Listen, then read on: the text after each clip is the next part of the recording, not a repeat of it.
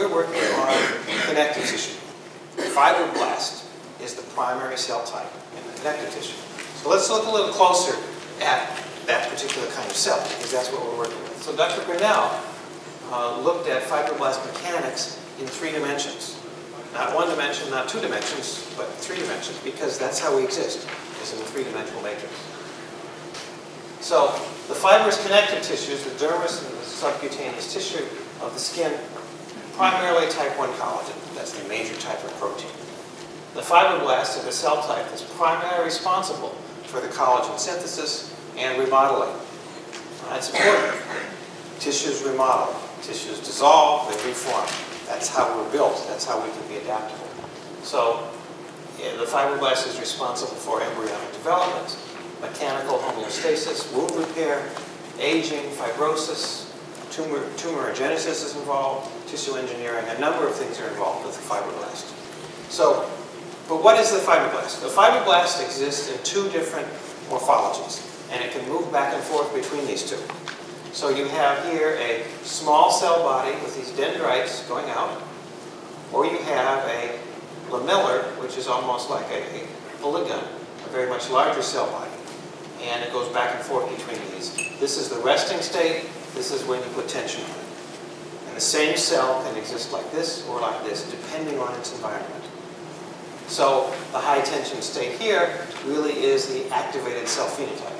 Cell proliferation is on, matrix biosynthesis is on. In the resting type, cell proliferation is off, matrix biosynthesis is off. It can move back and forth. This is important to remember because we now have evidence that there are certain types of therapies, such as manual therapies, acupuncture, and yoga, that can switch the cell type back and forth. Yes? The question is, what's the timing of the cells turning from one morphology to the other?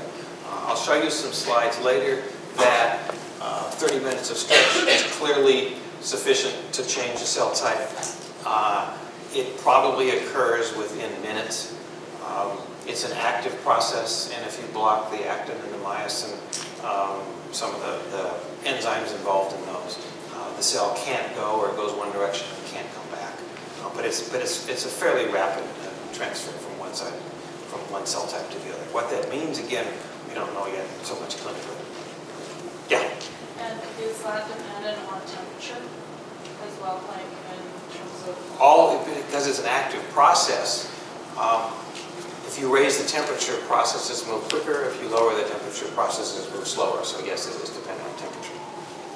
And then if you look in bone, you look at the osteocytes in bone, you have the small cell body with the dendrites going out. Now we know that these osteocytes respond to mechanical pressures.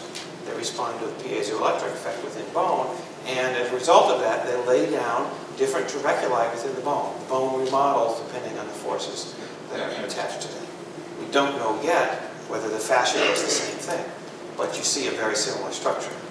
So maybe at the next conference we'll actually have some data on how the fascia remodels in response to pressure and stretch and how it's used. That gets a little closer to what we're doing as clinicians. Not just what do we do today with a person, but how can we change the way they move so they run the stresses on their tissues in a little different pattern, and perhaps their tissues then change as well.